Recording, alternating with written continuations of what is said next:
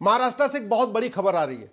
महाराष्ट्र के पुणे में 900 एकड़ जमीन पे घुसपैठियों ने कब्जा कर लिया, लैंड जिहाद कर लिया। और यह सारा का सारा लैंड जिहाद हुआ जब वहां सेकुलर सरकार थी। जब वर्तमान सरकार ने उनको हटाने की कोशिश किया तो उन्होंने चक्का जाम कर दिया। जब वहां बुलडोजर लेके पहुंचे, रास्ते में बुलडोजर को रोक दिया। और हिम्मत देखिए कि ये सारे के सारे जो घुसपैठिए थे, ये फिर मुंबई हाईकोर्ट पहुंच गए और एक दो नहीं 30 PIL फाइल किया। याद रखिए, वो जो 900 एकड़ जमीन पे कब्जा किया था, आज की डेट में उसकी मार्केट में कीमत लगभग 9,000 करोड़ रुपए है। एक एकड़ जमीन वहां आराम से 10 करोड़ की बिक जाती है। तो यानी 900 एकड़ जमीन पे कब्जा किया तो 9,000 करोड़ रुपए की जमीन पे कब्जा कर लिया। केवल लैंड जिहाद नहीं हुआ, केवल घुसपैठ जिहाद नहीं हुआ, वहां से लब जिहाद भी चल रहा था। वो लब जिहाद का भी केंद्र बन गया था। इनके लड़के जो वहां पे जो बांग्लादेशी रोहिंग्या थे, दिन भर अच्छे अच्छे कपड़े पहन के, उनको फंडिंग आ रही थी, वहां से बाइक खरीद उनको नई नई मिल रही थी और देश के वहां पुणे के शहरों में घूमते रहते थे, कॉलेज के आसपास चक्कर लगाते रहते थे और कोशिश कर रहे थे लब जिहाद की भी। ड्रग्स जिहाद का अड्डा बन गया था। वहां से ड्रग स्मगलिंग का कारोबार हो रहा था। पुणे के बड़े बड़े वहां पे बहुत अच्छे अच्छे इंजीनियरिंग कॉलेज हैं, पुणे में मेडिकल कॉलेज हैं, लॉ के कॉलेज हैं, सिम्बायोसिस जैसे प्राइवेट कॉलेज है, बहुत सारे वहां कॉलेज हैं। वहां पे ये बांग्लादेशी ड्रग स्मगलिंग का भी काम कर रहे थे। तो लैंड जिहाद हुआ, घुसपैठ जिहाद हुआ, लब जिहाद चल रहा था, ड्रग जिहाद चल रहा था। और इनके जो बड़े लोग थे, ये पूरे शहर में घूम घूम के बाकी झुग्गियों में जा जाके उनको कन्वर्ट करने का भी काम कर रहे थे। तो धर्मांतरण जिहाद भी कर रहे थे। ये जितने घुसपैठिए थे, हर साल एक बच्चा पैदा कर रहे थे, जनसंख्या जिहाद भी कर रहे थे। बड़े प्लान्ड वे में उनको बसाया गया था पुणे की डेमोग्राफी बदलने के लिए।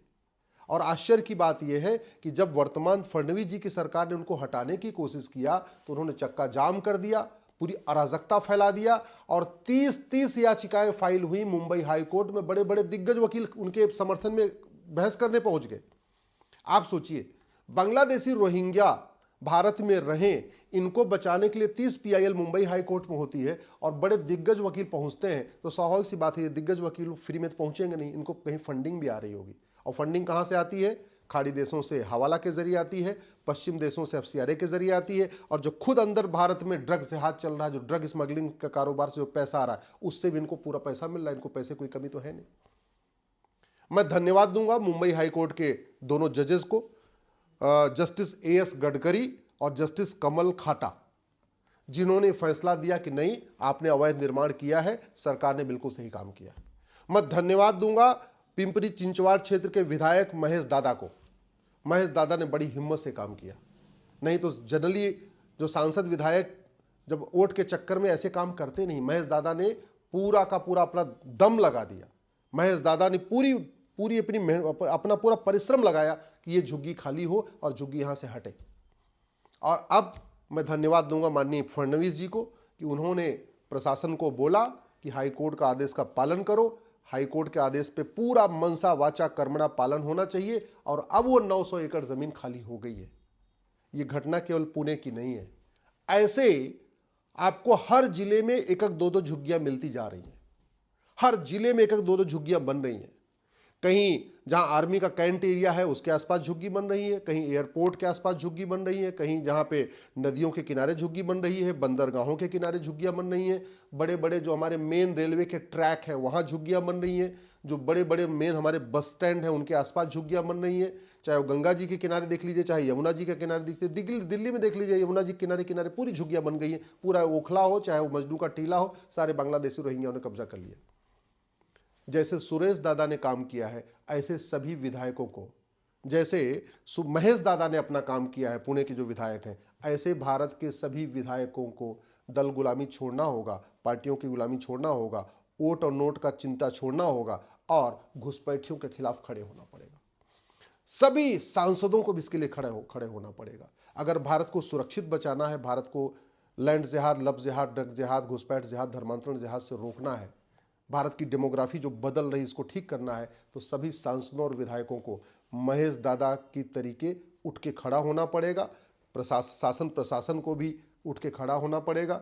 जैसे माननीय मुख्यमंत्री फडणवीस जी ने आदेश दिया कि नहीं, पूरी झुग्गी खाली कराओ, सभी मुख्यमंत्रियों को इस पर आगे आना होगा, नहीं तो भारत बर्बाद हो जाएगा। भारत की पूरी डेमोग्राफी बदल चुकी है। 9 राज्यों की डेमोग्राफी पहले भी बदल चुकी है। 800 जिलों में से 200 जिलों की डेमोग्राफी पहले बदल चुकी है। 6000 तहसीलों में से 1500 तहसीलों की डेमोग्राफी पहले ही बदल चुकी है। और अब बड़े प्लान्ड वे में घुसपैठियों को बसाया जा रहा है, धर्मांतरण किया जा रहा है, लव जिहाद चली रहा है, ड्रग जिहाद चल रहा है, घुसपैठ जिहाद भी चल रहा है, जनसंख्या जिहाद भी चल रहा है। इस एक ही काम करना है इनको कि भारत को बर्बाद करना है, भारत पे कब्जा करना है, गजवा हिंद करना है। समाधान एक रास्ता हमको महाराष्ट्र से मिला है, पुणे से मिला है, जो महेश दादा ने करके दिखाया, जो फडणवीस जी ने करके दिखाया। और सबसे बड़ी बात, मैं कई बार देखता हूं सांसद चाहते हैं झुग्गियां हटें, विधायक चाहते हैं झुग्गियां हटें, सरकारें चाहती झुग्गियां हटें, लेकिन हाई कोर्ट और सुप्रीम कोर्ट के जज बीच में खड़े हो जाते हैं। तो मैं इस बार धन्यवाद दूंगा हाई कोर्ट के दोनों माननीय जजेस को, जस्टिस एएस गडकरी साहब को, जस्टिस कमल खाटा साहब को, कि उन्होंने कहा कि नहीं, अवैध कब्जा हुआ है, अवैध कब्जा हटेगा। सुप्रीम कोर्ट के जजमेंट का भी हवाला दिया। हालांकि मुझे तो ऐसे लगता है कि ये 30-30 पिटीशन फाइल हुई है तो सुप्रीम कोर्ट भी आएंगे, और सुप्रीम कोर्ट आएंगे तो हो सकता है इनके पक्ष में भूतपूर्व कानून मंत्री, भूतपूर्व वित्त मंत्री, भूतपूर्व विदेश मंत्री, भूतपूर्व गृह मंत्री, भूतपूर्व शिक्षा मंत्री खड़े भी हो जाए। ऐसा भी हो सकता है, कोई बड़ी बात नहीं है। और हो सकता है सुप्रीम कोर्ट ये मैटर आ भी चुका हो, या हो सकता आ जाए। लेकिन हम सबको खड़ा होना है। जहां तक कुछ लोग जो झूठ फैला रहे हैं कि नहीं वो जो झुग्गियां थी वहां पे उसमें कुछ हिंदू भी थे, तो ये उन्हीं की साजिश थी। उन्होंने ही, अगर वो 100% मुस्लिम एरिया हो जाता तो 100% बांग्लादेशी रहते, तो फिर वो सेकुलरिज्म का अपना सेकुलरिज्म की चादर कैसे ओढ़ते।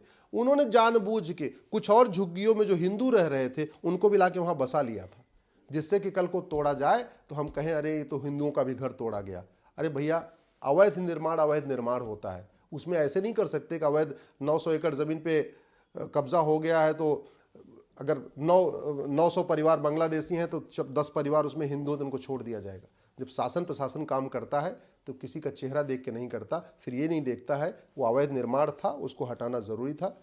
फडणवीस जी को धन्यवाद, हाई कोर्ट के दोनों जजों को धन्यवाद, पिंपरी चिंचवाड़ के विधायक महेश दादा को धन्यवाद, और बाकी सारे सांसदों विधायकों से निवेदन है कि अपने अपने क्षेत्र में झुग्गी बस्तियों को पहचाने, सभी पार्षद प्रधान भी इस काम पे लग जाए और भारत को सुरक्षित बनाए।